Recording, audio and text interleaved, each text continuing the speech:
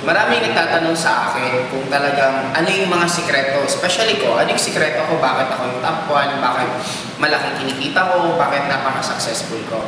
Actually, ang sikreto ko lang isa lang, masipag lang ako. Masipag akong trumabaho, araw-araw ang ginagawa kong mundo pa rin is networking. Hindi pa rin ako nagpapahinga. Paminsan nga ako naalala ko, nasa US na ako. Nasa US ako, kachat ko yung mga downline ko, minomonitor ko yung team building nila. Just imagine mo, nasa US na ako, nagbabakasyon ako, pero nagtatrabaho pa rin ako. Akala ng iba, meron kaming ganito. Ano to? Magic words para yung kausap namin sumali.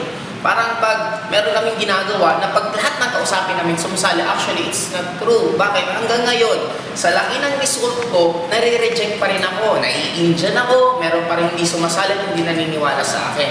Guys, ito na lang. Lahat tayo, kaya nga tayo nag-networking company kasi gusto natin leverage. Gusto natin mas mapadali yung pagyaman natin. Gusto natin magawa ng maganda at mabilis. Ngayon, kung meron akong magic word na ginagawa, hindi nyo na ako makikita mag-OPP.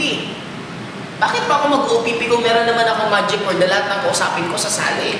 Hindi nyo na ako makikita mag-training sa downline. In short, ang gagawin ko na lang isa lang, ituturo ko yung magic ko sa inyo para lahat kayo yumaman din. In short, pag yumaman kayo, lalo din lalaki ang kita ko. Kaya nga lang, wala nga ganito.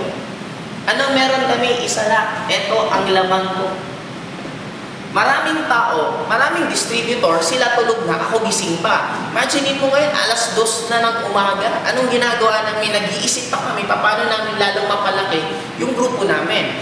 May mga ibang tao na tulog pa, ako gising na naman. Bakit? Tumatrabaho na naman ako. May ibang tao kinakausap isang araw isa, ako 10. Yun ang laman ko, bakit ako?